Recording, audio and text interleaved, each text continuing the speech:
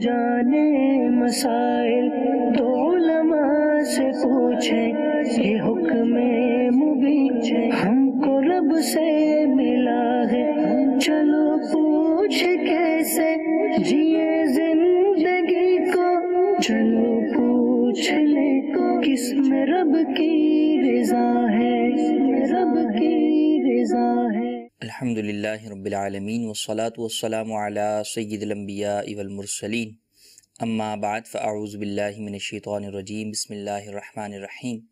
الصلاة والسلام علیک یا رسول اللہ وعلی آلک واصحابک یا حبیب اللہ، الصلاة والسلام علیک یا نبی اللہ وعلی آلک واصحابک یا نور اللہ۔ مدنی چینل کے ناظرین، دارالافتاح اہل سنت کے سلسلے کے ساتھ ایک مرتبہ پھر آپ کو مرحبا کہتے ہیں، خوش آمدید کہتے ہیں۔ ماہ شعبان المعظم کی نسبت سے آج کے ہمارے سلسلے کا موضوع ہوگا موت اور قبر سے متعلق اسلامی تعلیمات کیا ہیں، قبر سے متعلق شریعت مطہرہ کے احکام کیا ہیں۔ اس موضوع کے اوپر ہم گفتگو کریں گے۔ ابتداءً درود پاک کی فضیلت، چنانچہ نبی رحمت شفیع امت صلی اللہ تعالی علیہ وآلہ وسلم کا فرمان عالی شان ہے، جس نے دن اور رات میں میری طرف شوق و محبت کی وجہ سے 3 مرتبہ درود پاک پڑھا، اللہ تبارک و تعالی پر حق ہے کہ وہ اس کے اس دن اور اس رات کے گناہ بخش دے۔ صلو علی الحبیب صلی اللہ تعالی علی محمد صلی اللہ علیہ وآلہ وسلم۔ ماہ شعبان المعظم کو نبی کریم صلی اللہ تعالی علیہ وآلہ وسلم کا مہینہ کہا جاتا ہے، کیونکہ آپ علیہ السلام نے خود حدیث پاک میں ارشاد فرمایا کہ شعبان شہری، کہ شعبان میرا مہینہ ہے۔ علماء نے ماہ شعبان کو ماہ درود بھی قرار دیا ہے، فرمایا کیونکہ اس ماہ مبارک کے اندر آیت مبارکہ ان اللہ و ملائکتہ یصلون علی النبی یا ایھا الذین آمنوا صلوا علیہ وسلموا تسلیما، یہ آیت مبارکہ جو ہے وہ نازل ہوئی اس مناسبت سے۔ اس ماہ کو ماہ درود بھی کہا جاتا ہے، حضور کا مہینہ بھی ہے اور ماہ درود بھی ہے، تو زیادہ کثرت کے ساتھ نبی کریم صلی اللہ تعالی علیہ وآلہ وسلم کی بارگاہ میں خدمت میں درود پاک کے نذرانے پیش کرنے چاہیے۔ اس ماہ مبارک کو ایک بہت بڑی فضیلت یہ بھی حاصل ہے کہ اس کے اندر لیلہ مبارکہ ہے، جسے شب براءت کہا جاتا ہے، 15ویں شعبان المعظم کی شب۔ یہ بڑی مبارک رات ہے کہ اس مبارک رات کے اندر اللہ تبارک و تعالی بہت سارے لوگوں کی مغفرت بھی فرما دیتا ہے، اور اس رات کے اندر بہت سارے فیصلے بھی ہونے ہوتے ہیں۔ آئندہ سال کے لیے فرشتوں کو رجسٹرز بھی دے دیے جاتے ہیں کہ آئندہ سال کس کس کی روح جو ہے وہ نکالی جائے گی اور کس کس کو کیا رزق دیا جائے گا۔ الغرض یہ سارے معاملات جو لوح محفوظ کے اندر لکھے ہوتے ہیں فرشتوں کو بتدریج دیے جاتے ہیں، تو اس مبارک رات کے اندر سال بسال کے معاملات لوح محفوظ سے فرشتوں کے صحائف اور رجسٹرز کے اندر منتقل کر دیے جاتے ہیں، اور فرشتے اس کے مطابق جو ہے پھر آگے احکامات الہی کے اوپر عمل کرتے ہوئے سارے امور سر انجام دیتے ہیں۔ تو اس مبارک رات میں اور اس مبارک مہینے کے اندر بھی بنسبت دوسرے مہینوں کے اور زیادہ ہمیں محتاط ہو جانا چاہیے کہ نہ جانے ہمارے لیے کیا فیصلہ لکھا ہوا ہو، کیا فیصلہ اس سال ہمارے لیے کچھ آنے والا ہو، کیا معلوم ابھی 14 شعبان المعظم 15 شعبان المعظم کی رات جو ہے وہ آئی نہیں ہے، کیا معلوم کہ ہمارا نام ان مردوں کی لسٹ میں ہو کہ جن کا لسٹ یا جن کا نام جو ہے وہ گزشتہ سال فرشتوں کو دے دیا گیا ہو۔ الغرض اس مبارک مہینے میں ایک کیفیت بعض لوگوں کی ہوتی ہے جو اہل اللہ ہوتے ہیں کہ وہ خوف کرتے ہیں، ڈرتے ہیں۔ خود نبی کریم صلی اللہ تعالی علیہ وآلہ وسلم سے جب اس ماہ مبارک میں روزہ رکھنے کا سوال کیا گیا تو آپ علیہ السلام نے کیا ہی پیارا جواب ارشاد فرمایا کہ میں چاہتا ہوں کہ اللہ تبارک و تعالی سے اس حال میں ملوں کہ میں روزے سے ہوں۔ تو ہمیں بھی چاہیے کہ اس ماہ مبارک کو بجائے یہ کہ غفلت میں گزارے، اللہ تبارک و تعالی کی عبادت میں گزارے، کثرت سے توبہ اور استغفار کریں، اپنے سابقہ گناہوں کے اوپر ندامت کے ساتھ اللہ کی بارگاہ کے اندر معافی کے طلبگار ہوں، اور آئندہ زندگی اچھی اچھی نیتوں کے ساتھ گزارنے کی پکی سچی نیتیں کر لیجئے۔ اس ماہ مبارک کے اندر ایک چیز مسلمانوں میں بڑی رائج ہو گئی ہے اور وہ ہے آتش بازی۔ جگہ جگہ پر آتش بازی کی جاتی ہے، حالانکہ آتش بازی جس طرح ہمارے ہاں رائج ہے، جس کا مقصد کھیل کود تفریح ہوتا ہے، یہ اسلام میں ناجائز ہے، حرام ہے، اسراف ہے، اس کی ہرگز اجازت نہیں ہے۔ پھر اس سے مال کا بھی ضیاع ہے، جانوں کا بھی ضیاع ہوتا ہے۔ کئی مقامات پر یہ خبریں سننے کو ملتی ہیں کہ آتش بازی کی وجہ سے آگ لگ گئی، آتش بازی کی وجہ سے مال جل گیا، آتش بازی کی وجہ سے کسی بیچارے کی آنکھ چلی گئی، کسی کا اور کوئی عضو جو ہے وہ تلف ہو جاتا ہے یا اسے تکلیف پہنچ جاتی ہے۔ پھر اس کی آواز خود اس قدر جو ہے بری ہے کہ بچوں کو ڈرا دیتی ہے، بوڑھوں کو ڈرا دیتی ہے، ان کی نیندیں خراب کر دیتی ہے۔ تو ایسا کرنے والے ذرا اس بات کی طرف توجہ دیں کہ یہاں تک دین کی تعلیم ہمیں اس بارے میں ہے کہ اگر آپ قرآن کریم کی تلاوت کر رہے ہیں اور کوئی شخص سو رہا ہے، نماز پڑھ رہا ہے، تو بآواز بلند تلاوت نہ کیجیے تاکہ اس کی نماز میں یا نیند میں خلل واقع نہ ہو۔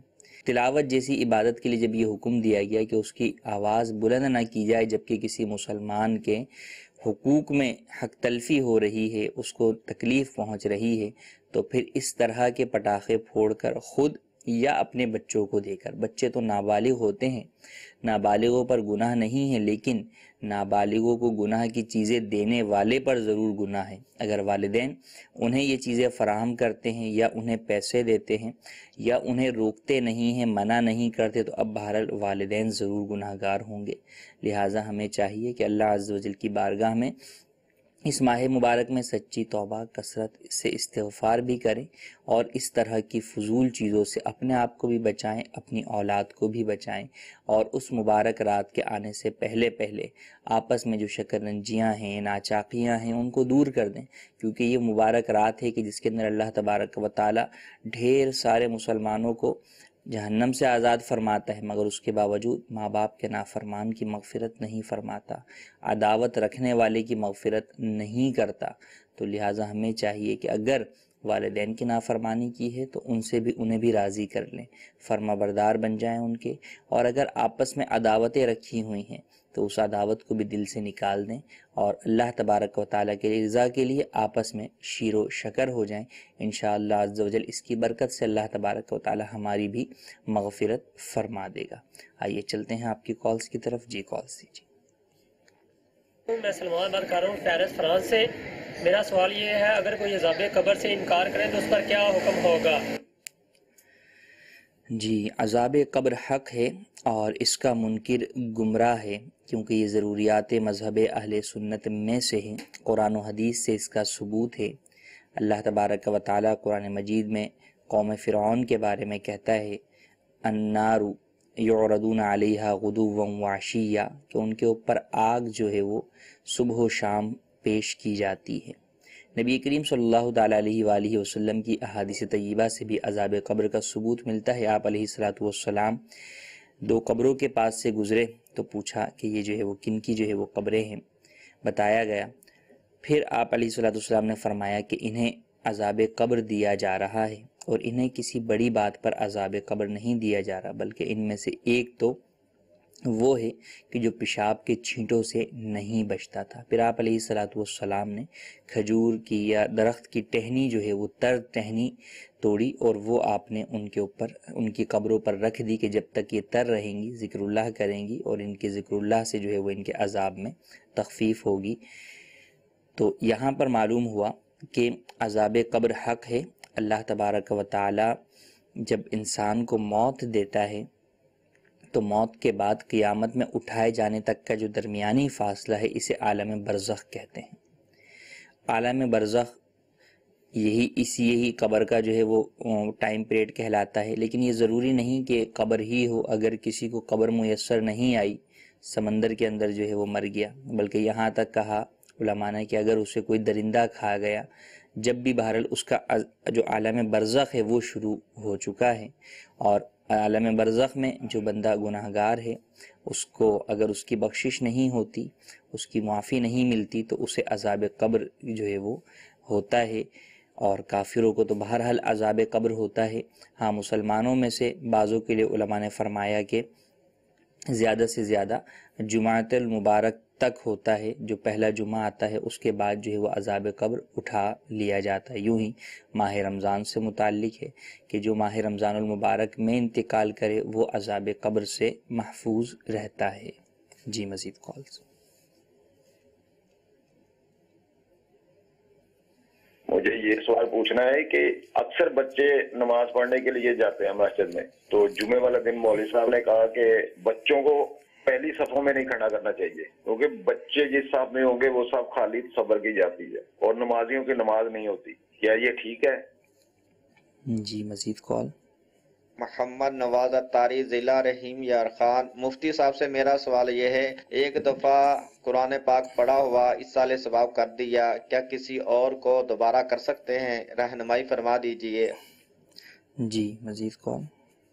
جی میں غلام اکبر وہاڑی سے بات کر رہا ہوں۔ میرا سوال یہ ہے کہ ہم جو موبائل میں قرآنی اپلیکیشن ڈاؤن لوڈ کر لیتے ہیں، اس صورت میں کیا حکم ہے کہ وہ موبائل میں جو قرآنی اپلیکیشن ہوتی ہے وہ تو ہم بغیر وضو بھی موبائل کو ٹچ کرتے ہیں، موبائل کو پکڑتے ہیں، اس کو دیکھتے ہیں، تو اس کے بارے میں کیا حکم ہے؟ ہم اس کو پڑھ سکتے ہیں، دیکھ سکتے ہیں یا نہیں؟ جی پہلا سوال بچوں کی صف سے متعلق ہے کہ اولاً تو بچوں کو مسجد میں لانا کیسا، اور اگر انہیں پہلی صفوں میں کھڑا کیا جائے یا مردوں کی صف میں کھڑا کیا جائے تو کیا مردوں کی نماز نہیں ہوگی یا ان کی صف جو ہے وہ خالی تصور کی جائے گی؟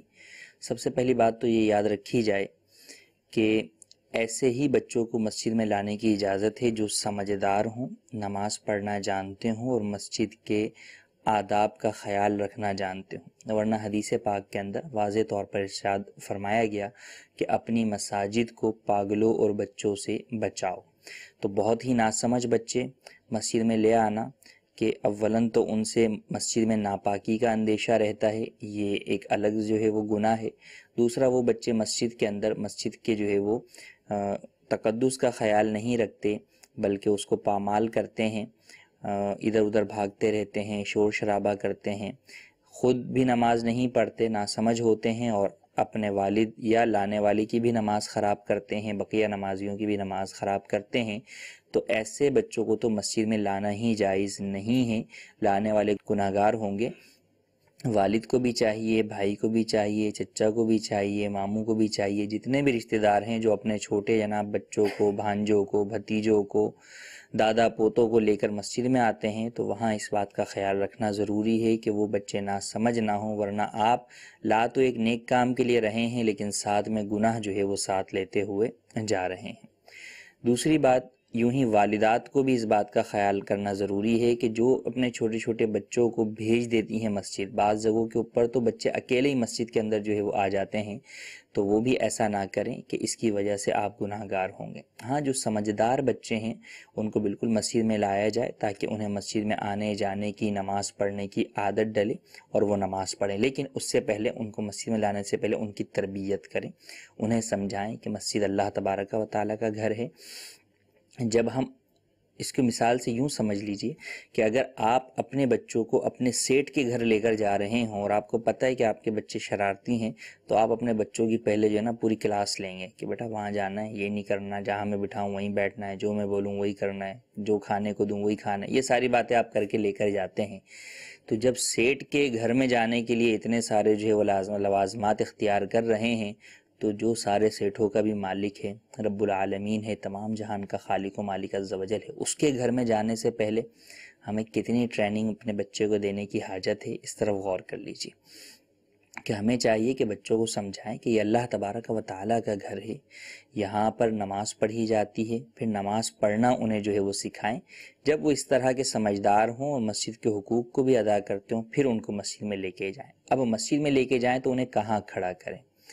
اگر تو مسجد میں فقط ایک ہی بچہ ہے اور وہ سمجھدار بچہ ہے، نماز پڑھنا درست طریقے سے جانتا ہے، اگر اکیلا ہے تو اسے مردوں کی صف میں کھڑا کیا جا سکتا ہے، اس کی وجہ سے کوئی حرج واقع نہیں ہوگا۔ ہاں اگر ایک سے زائد بچے ہیں تو مردوں سے پیچھے جو ہے وہ صف میں کھڑا کیا جائے۔ اگر پتہ ہے کہ جس وقت جماعت کھڑی ہو رہی ہے اس وقت جو ہے وہ ایک صف ہے لیکن بعد میں دوسری صف جو ہے وہ بن جاتی ہے، لوگ وضو کر کے آ رہے ہوتے ہیں، تو احتیاطاً بچوں کو پہلے ہی تیسری صف کے اندر جو ہے وہ کھڑا کر دیں گے. پتہ ہے کہ یہاں پہ مردوں کی نماز کی صف نہیں بنتی عموماً ان نمازوں کے اندر، ہر نماز کے اعتبار سے مختلف ہوتی ہے صورتحال مساجد کے اندر، تو بچوں کی صف علیحدہ بنائیں.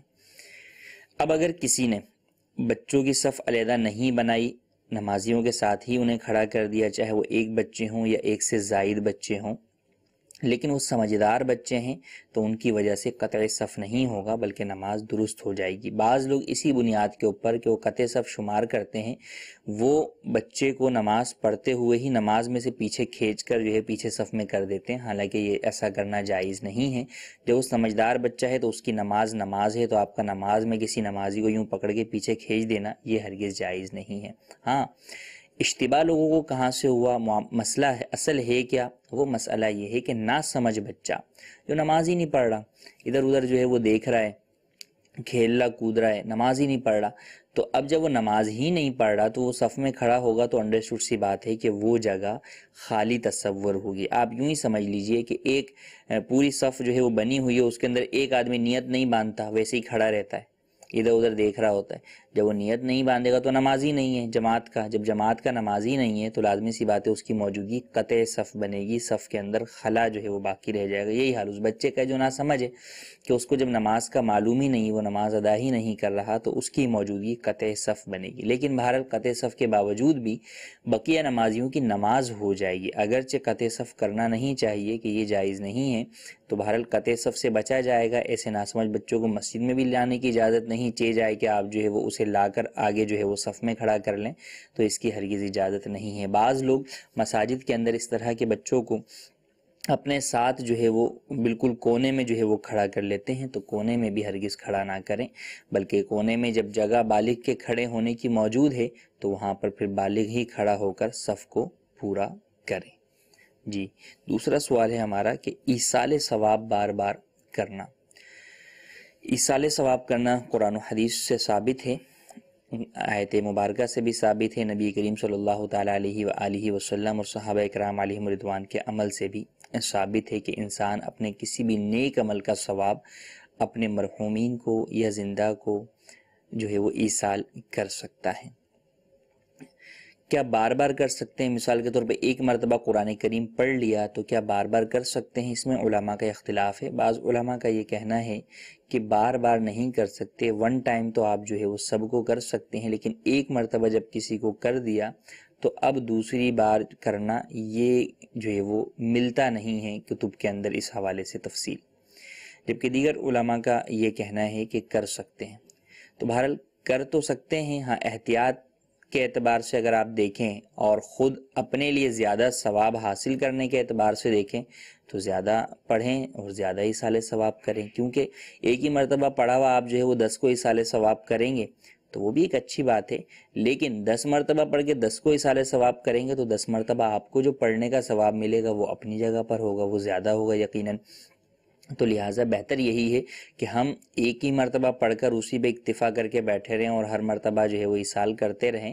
ایسا نہ کریں، بلکہ خود اپنے نامہ اعمال میں نیکیوں کا اضافہ کرنے کے لیے ہم اور زیادہ جو ہے وہ پڑھتے رہیں اور اس کا ایصال ثواب بھی کرتے رہیں.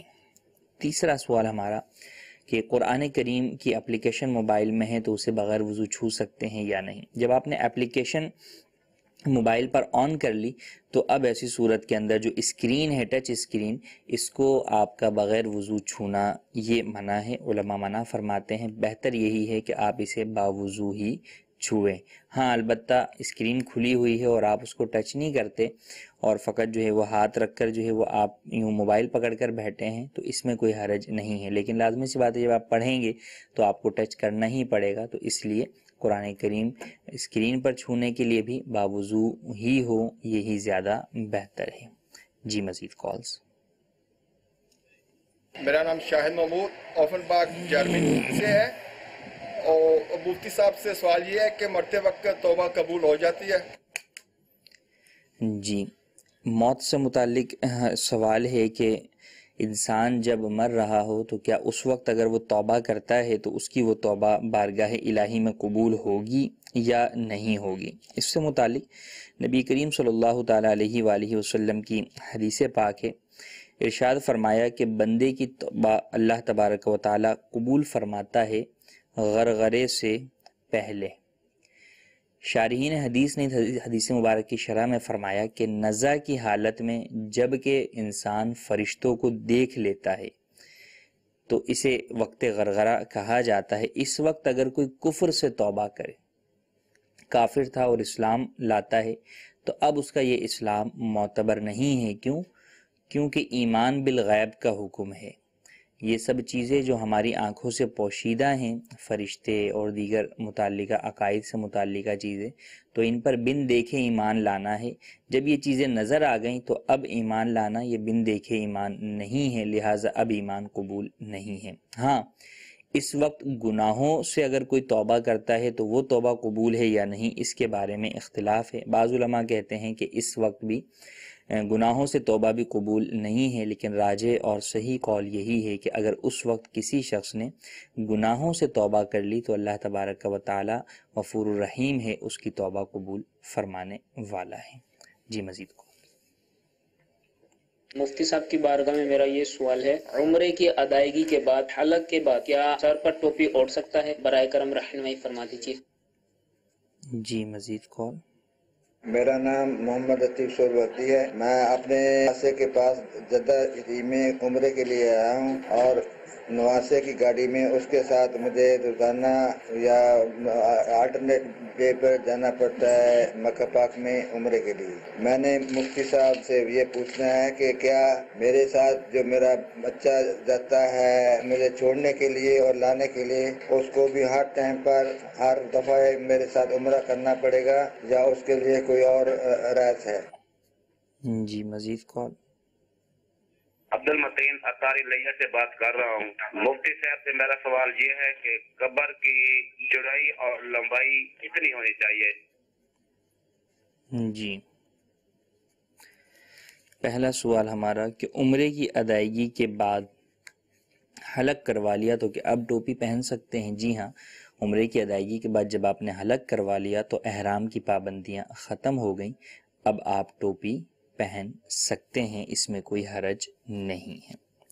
دوسرا سوال یہ ہے کہ یہ اپنے کسی رشتہ دار کے ہاں گئے ہیں اور وہ ان کو جدہ سے، میرے خیال سے جدہ ہی انہوں نے کہا ہے، جدہ سے جو ہے وہ عمرے کی ادائیگی کے لیے جو ہے وہ روزانہ لے کر جاتے ہیں، تو ان کا جب یہ لے کر جائیں گے یا آئیں گے تو یہ کیسا ہے، اور ان کے ساتھ جو شخص جا رہا ہے کیا اسے بھی عمرہ کرنا ہوگا؟ اگر کوئی اپنے وطن سے میقات سے باہر سے جو ہے وہ اپنے کسی عزیز و اقربا کے پاس جا رہا ہے بغرض ملاقات، عمرے کی نیت نہیں ہے، تو اس کا بغیر احرام جدہ جانا جائز ہے۔ لیکن اگر عمرے کی نیت ہے تو پھر بغیر احرام فرسٹ ٹائم جدہ جانا بھی جائز نہیں ہوگا، کیونکہ جدہ میقات کے اندر ہے، لہذا احرام باندھ کر جائے اور عمرہ ادا کرے۔ اب جب اس نے پہلا عمرہ ادا کر لیا، اب اس کے بعد عمرہ ادا کرنے کے بعد ہی اپنے عزیز کے ہاں وہ جدہ میں جو ہے وہ آ گیا، تو اب وہ دوبارہ اگر جاتا ہے مکہ شریف تو احرام کی نیت سے جائے گا یا عمرہ یا حج کی نیت سے جائے گا تو اس کے اوپر احرام ضروری ہوگا، ورنہ ضروری نہیں ہوگا، کیونکہ یہ شخص حل میں رہتا ہے، میقات کے اندر کی جو جگہ کہلاتی ہے وہ حل کہلاتی ہے، اور اس میں رہنے والا حلی کہلاتا ہے، تو حلی مکہ مکرمہ جائے گا تو اس کے اوپر حج یا عمرہ لازم نہیں ہوگا جب تک کہ وہ حج یا عمرہ کی نیت نہ کرے، اور احرام بھی لازم نہیں ہوگا۔ لہٰذا اگر کوئی عزیز اپنے کسی جو ہے وہ رشتہ دار کو چھوڑنے کے لیے جاتا ہے جدہ سے جو ہے وہ مکہ شریف، تو اس کے اوپر عمرہ لازم نہیں ہے۔ لیکن اگر کوئی میقات سے باہر سے چھوڑنے کے لیے آتا ہے، قریب ترین میقات جو ہے وہ طائف کا میقات ہے جسے قرن المنازل کہتے ہیں، تو اگر کوئی وہاں سے چھوڑنے آتا ہے اپنے کسی عزیز کو تو بہرحال طائف سے اگر آئے گا تو طائف چونکہ میقات سے باہر ہے، تو میقات سے باہر والا جب مکہ آئے گا تو اب اس کی نیت حج یا عمرے کی ہو یا نہ ہو، بہرحال اسے احرام باندھ کر آنا لازم ہوگا، اور اس کے اوپر پھر اس احرام سے باہر نکلنے کے لیے عمرے یا حج کی ادائیگی بھی لازم ہوگی۔ تیسرا سوال یہ کہ قبر کی گہرائی اور لمبائی کتنی ہونی چاہیے؟ لمبائی تو جو ہے وہ مردے کے قد کے برابر ہونی چاہیے، گہرائی کے اندر بہتر اور افضل یہی ہے کہ پورے قد کے برابر جو ہے وہ گہرائی ہو، اور ورنہ بھی کم از کم آدھے قد کے برابر گہرائی ہو. یہ قبر کی گہرائی اور لمبائی کی تفصیل ہے.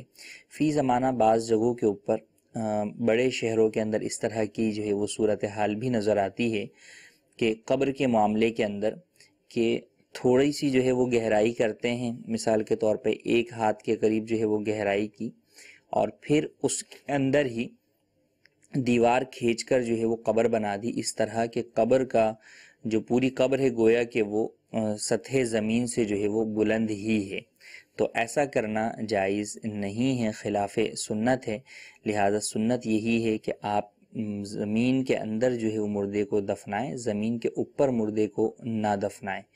لہٰذا یہ مکروہ بھی ہے، خلاف سنت بھی ہے. تو اپنے مردوں کی تدفین کے اندر بھی سنت اور شریعت مطہرہ کے احکام کو پیش نظر ضرور رکھیں. جی مزید کالز. اعجاز پیرس فرانس سے بات کر رہا ہوں. میرا علم دین سے یہ سوال ہے، عذاب قبر کس چیز پر ہوتا ہے، روح پر یا جسم پر؟ جی، عذاب قبر روح اور جسم دونوں پر ہی ہوتا ہے. جسم گل جائے، جب بھی انسانی جسم کا ایک حصہ ہوتا ہے جسے عجب الضم کہتے ہیں، ریڑھ کی ہڈی کے اندر ایک بہت ہی باریک ذرہ ہوتا ہے جسے شاید خودبین سے بھی نہ دیکھا جا سکے، اس کے اوپر وہ جسم کی جو ہے وہ اساس اور اصل ہے. کل قیامت میں اسی سے اللہ تبارک و تعالی انسانی جسم کو پورا دوبارہ پیدا فرمائے گا. اور جو کچھ بھی انسانی جسم کے اوپر عذاب قبر ہو یا ثواب ہو، یعنی انعامات ملیں، جنت کی راحتیں ملیں، تو جو کچھ جسم پر ہوگا وہ روح کو بھی جو ہے وہ اس کی تکلیف پہنچے گی. تو روح اور جسم دونوں کو ہی عذاب قبر یا انعامات قبر دونوں ہی محسوس ہوتے ہیں، اور دونوں ہی انعامات سے لطف اندوز ہوتے ہیں، خوشی اور فرحت محسوس کرتے ہیں، اسے فیل کرتے ہیں، اور عذاب قبر کو دونوں ہی جو ہے وہ فیل کرتے ہیں اور تکلیف محسوس کرتے ہیں. جی مزید کالز. محمد تنویر اطاری راولپنڈی سے عرض کر رہا ہوں. مفتی صاحب سے میرا سوال ہے کہ قبر کے پاس کھڑے ہو کر اذان دینا کیسا؟ جی مزید کال. میرا نام محمد عمر ہے، میں باب المدینہ کراچی سے بات کر رہا ہوں. میرا سوال یہ ہے کہ بعض لوگ کہتے ہیں کہ قرآن مجید پڑھنے کے درمیان اگر اذان ہو جائے تو قرآن مجید تلاوت کو موقوف کر دینا چاہیے، کیا یہ بات درست ہے؟ جی مزید کال. مفتی صاحب سوال پوچھنا ہے کہ جدوں جماعت کھڑی ہوئے تے جڑے معذور بابے نے یا کوئی بندہ ہے جڑا موڑے تے بہن والے یا چیئر تے بہن والے نے، او جماعت کھڑے ہوندے نے قیام چ تے او صاف تو اگے ہو جاندے نے، انہاں دے بارے کی حکم ہے؟ تے نال دوسرا سوال ہے کہ اگر اثر دی جڑیاں سنتاں نے او بندہ بڑی پابندی نال باقاعدگی نال پڑھن والا پنکچوئل ہے، اللہ نہ کرے او دی کسے طریقے اثر دیاں سنتاں مس ہو جاندیاں نے، تے او جماعت نال نماز پڑھ کے اس بعد پڑھ سکتا ہے یا نہیں؟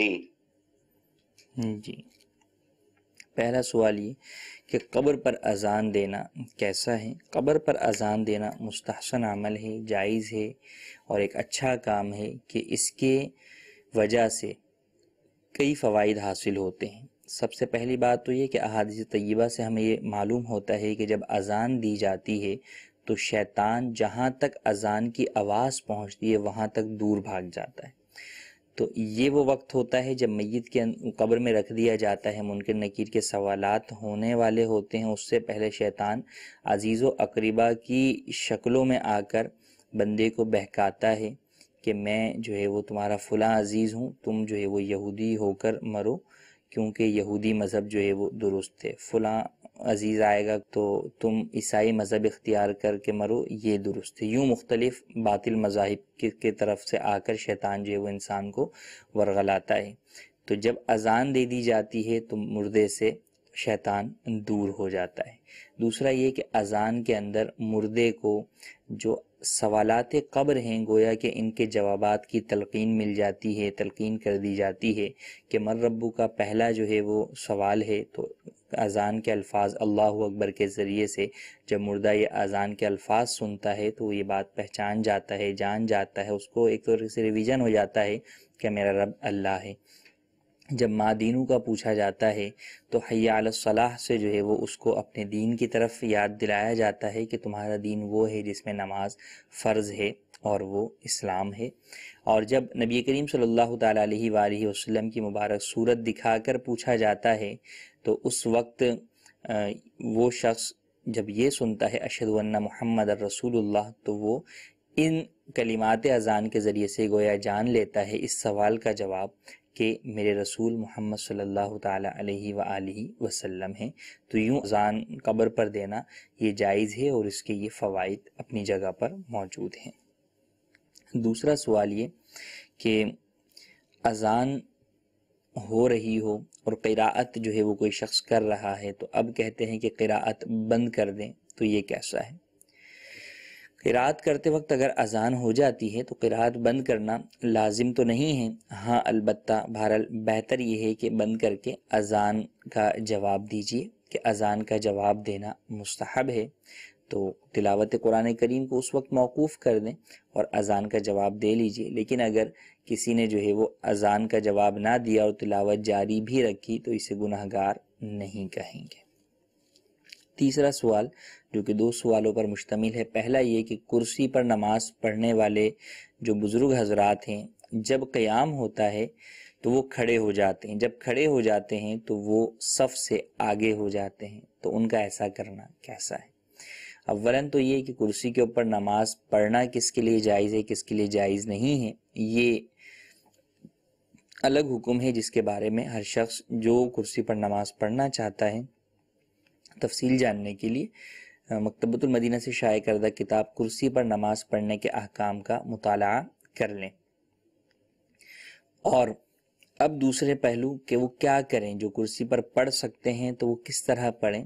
جب کرسی پر جو نماز پڑھ سکتے ہیں در حقیقت اس کی اجازت انہی کو ہوتی ہے جو سجدے پر قادر زمین پر نہیں ہوتے۔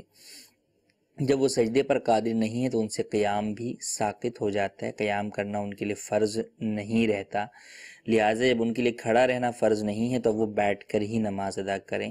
صف کے اندر نمازی کا کندھے سے کندھا ملانا یہ بھی جو ہے وہ صف کے آداب میں سے ہے۔ اب جب یہ شخص جو ہے وہ آگے کھڑا ہو جائے گا تو صف بھی جو ہے وہ برابر نہیں ہوگی اور کندھے سے کندھا بھی نہیں ملے گا، لہٰذا اس شخص کے لیے حکم یہی ہے کہ کرسی پر بیٹھا رہے تاکہ صف کی ترتیب آگے پیچھے نہ ہو اور اس کا کندھا جو ہے وہ دوسرے نمازی کے کندھے کی ہی سیدھ کے اندر باقی رہے، تو لہٰذا انہیں کھڑا نہیں ہونا چاہیے۔ تیسرا سوال یہ انہی کا جو تیسرے سوال کا دوسرا حصہ ہے کہ اگر کوئی شخص عصر کی سنتوں کا پابند ہے تو وہ اگر اس کی چھوٹ گئیں تو کیا وہ نماز عصر کے بعد قضا کر سکتا ہے؟ جی نہیں، وہ نماز عصر کے بعد قضا نہیں کر سکتا، کیونکہ نماز عصر کے فرض پڑھنے کے بعد کوئی بھی نفل نماز جائز نہیں ہے، سنتیں بھی نوافل کے حکم میں ہوتی ہیں، لہٰذا ان کو بھی نہیں پڑھ سکتے، اس بات کا خیال رکھنا ضروری ہے۔ اب ان سنتوں کی قضا اور بھی کسی مقام پر نہیں ہو سکتی، لہٰذا یہ شخص اللہ عز و جل کی بارگاہ میں جو ہے وہ دعا کرے تو اللہ تبارک و تعالیٰ اپنی رحمت سے چاہے تو اسے ان سنتوں کا ثواب عطا فرما سکتا ہے۔ جی مزید کالز۔ میرا نام سلیم اتاری، میں جرمنی سے فرینکفرٹ سے بات کر رہا ہوں۔ میرا سوال آپ کی بارگاہ میں یہ ہے کہ ہم نے سن رکھا ہے کہ جس انسان کو جس مٹی سے بنایا جاتا ہے کہ کیا وہ وہیں دفن ہوگا؟ جی ہاں، یہ مشہور جو ہے وہ بات ہے کہ انسان کو جس مٹی سے بنایا جاتا ہے وہ وہیں دفن ہوگا، تو اس کی کیا جو ہے وہ حقیقت ہے، اس بارے کے اندر بھی احادیث طیبہ موجود ہیں۔ نبی کریم صلی اللہ تعالیٰ علیہ وآلہ وسلم کی واضح احادیث ہیں جس کے اندر آپ نے اس بات کی صراحت جو ہے وہ فرمائی ہے۔ چنانچہ نبی کریم صلی اللہ تعالیٰ علیہ وآلہ وسلم سے حدیث مبارکہ ہے کہ آپ علیہ الصلوۃ والسلام مدینہ منورہ میں ایک جگہ سے گزرے تو چند لوگوں کو قبر کھودتے ملاحظہ فرمایا۔ دریافت کرنے پر انہوں نے بتایا کہ ایک حبشی شخص یہاں آ کر فوت ہو گیا ہے۔ آپ صلی اللہ تعالیٰ علیہ وآلہ وسلم نے فرمایا اللہ عز و جل کے سوا کوئی معبود نہیں۔ اس حبشی کو اس کی اپنی زمین یا حبشہ سے نکال کر اس مٹی تک لایا جس سے یہ پیدا کیا گیا۔ اسی طرح ایک اور حدیث مبارکہ ہے کہ حضرت سیدنا عبداللہ ابن عمر رضی اللہ تعالیٰ عنہ فرماتے ہیں ایک حبشی مدینہ منورہ میں دفن کیا گیا تو سرکار مدینہ صلی اللہ تعالیٰ علیہ وآلہ وسلم نے ارشاد فرمایا جس مٹی سے پیدا ہوا اسی میں دفن ہوا۔ اسی طرح ایک اور حدیث پاک میں ارشاد فرمایا اس کی موت اسے اس کی مٹی تک لے آئی۔ تو ان احادیث طیبہ سے پتہ چلا کہ جی ہاں، انسان کا دفن وہیں پر ہوتا ہے کہ جہاں پر اس کے جسم کی بناوٹ میں جہاں کی مٹی استعمال ہوئی وہیں پر اس کی تدفین ہوتی ہے۔ اسی لیے علماء فرماتے ہیں کہ انسان اپنے لیے کفن تو تیار رکھ سکتا ہے، لیکن قبر اپنے لیے تیار رکھنا یہ درست نہیں ہے، کیونکہ کسی کو نہیں معلوم کہ وہ کہاں مرے گا۔ تو اللہ تبارک و تعالیٰ جانتا ہے کہ اب اس شخص کی جو ہے وہ جسم کے اندر کہاں کی مٹی لی گئی، تو لہٰذا کسی کو نہیں معلوم کہ کون جو ہے وہ کہاں پر مرے گا۔ ہاں، جہاں مرے گا وہ، جہاں پر اس کی تدفین ہوگی، بسا اوقات انتقال کہیں ہوتا ہے، تدفین جو ہے وہ ملکوں دور کہیں جا کر ہوتی ہے، تو جہاں کی مٹی ہے وہیں پر بہرحال اس کی تدفین ہوتی ہے۔ کچھ میسیجز بھی جو ہے وہ ہم شامل کرتے ہیں۔ ایک سوال یہ ہے کہ کیا عورتیں اپنے سر کے بال بیچ سکتی ہیں؟ نہیں بیچ سکتی، عورتیں ہوں یا مرد ہوں، انسان کے جسم کی جو بھی چیزیں ہیں انسان انہیں بیچ نہیں سکتا، کیونکہ انسان بیچنے والا مال نہیں ہے، بلکہ اللہ تبارک و تعالیٰ نے انسان کو کاروباری چیز نہیں بنایا، بلکہ انسان کو محترم بنایا ہے کہ اس کی عزت اور احترام ہے، تو اس کی چیزیں بیچی نہیں جا سکتی۔ تو لہٰذا بال بھی اگرچہ وہ ایکسٹرا ہوں، فالتو ہوں، جیسے نائیوں کے پاس بھی بال کٹتے ہیں، تو اگر یہ بیچتے ہیں تو یہ جائز نہیں ہے، کیونکہ یہ شریعت کے اندر مال نہیں ہے، جبکہ کسی چیز کی خرید و فروخت کے لیے اس کا مال ہونا ضروری ہے۔ ایک سوال یہ ہے کہ نزع سے متعلق معلومات عطا فرماتے ہیں۔ اب یہ تو ایک تفصیلی ٹاپک ہے کہ نزع سے متعلق آپ کیا معلومات جاننا چاہ رہے ہیں۔ بہرحال اس حوالے سے امام جلال الدین سیوطی شافعی رحمۃ اللہ علیہ کی بہت ہی پیاری کتاب شرح الصدور، اس کتاب کا مطالعہ بہت مفید رہے گا۔ اس کا ترجمہ جو ہے وہ مکتبۃ المدینہ سے بھی شائع ہو چکا ہے۔ اس کتاب کا اگر مطالعہ کریں گے تو انشاءاللہ عزوجل آپ کو ڈھیر ساری معلومات قبر و آخرت سے متعلق، موت سے متعلق، نزع سے متعلق آپ کو حاصل ہوگی۔ ایک سوال یہ ہے کہ کیا انسان جب قبر میں جاتا ہے تو سب کچھ بھول جاتا ہے؟ جی نہیں، ایسا نہیں ہے، انسان بھولتا نہیں ہے، بلکہ بھولی ہوئی باتیں بھی جو ہے وہ اسے یاد آ جاتی ہیں۔ تو قبر کے اندر انسان کو اپنی چیزیں یاد آتی ہیں، یاد رہتی ہیں۔ ہاں، البتہ سوالات قبر کا جواب یہ اسی کو دینے کی توفیق ہوتی ہے جو واقعی ایمان دنیا سے لے کر رخصت ہوا ہوتا ہے، وہ بہرحال پھر ان سوالات کے جوابات دے سکتا ہے۔ ورنہ زندگی میں اگر کوئی جو ہے وہ مسلمان تھا، اللہ رسول کا نام لیتا تھا، سب کچھ کرتا تھا، لیکن خدا نہ خواستہ اگر مرتے وقت اسے ایمان نصیب نہ ہوا، تو اب بہرحال وہ دنیاوی یادداشت کی بنیاد کے اوپر قبر کے سوالات دینے کے قابل نہیں رہے گا، وہ قبر کے سوالات نہیں دے سکے گا۔ ایک سوال یہ ہے کہ ایک قبر کھول کر مردے کو دفن کرنا، دوسرے مردے کو دفن کرنا کیسا ہے؟ ایسا کرنا ہرگز جائز نہیں ہے۔ قبر میں یہ آج کل بہت زیادہ ہو گیا ہے کہ شہروں کے اندر قبرستان فل ہو گئے ہیں، تو لوگ کئی جگہوں پہ سوال کرتے نظر آتے ہیں کہ جناب گورکن کہہ رہا ہے کہ اگر اس قبرستان میں آپ کے کسی رشتہ دار کی قبر ہے تو آپ بتا دیں، ہم اس کے اندر آپ کا یہ نیا والا مردہ جو ہے وہ دفنا دیتے ہیں۔ تو ایسا کرنا ہرگز جائز نہیں ہے، اس کی اجازت نہیں ہے۔ کرنا کیا چاہیے؟ اس کے اندر جو اہل اقتدار ہیں یا اور دیگر لوگ ہیں، انہیں چاہیے کہ اپنے طور پر قبرستان کے لیے زمینیں وقف کریں۔ جس طرح مسجد مدرسے کے لیے وقف ہوتا ہے، اسی طرح قبرستان کے لیے بھی وقف ہوتا ہے۔ تو قبرستان کے لیے جگہوں کو ارینج کرنا، وقف کرنا، یہ بھی ایک نیک کام ہے، تو اس کے اندر مخیر حضرات کو حصہ ڈالنا چاہیے۔ اللہ تبارک و تعالی سے دعا ہے جو سنا اسے یاد رکھنے، اس پر عمل کرنے، اسے دوسروں تک پہنچانے کی سعادت نصیب فرمائے۔ آمین بجاہ النبی الامین۔ صلو علی الحبیب صلی اللہ تعالی علی محمد صلی اللہ علیہ وآلہ وسلم۔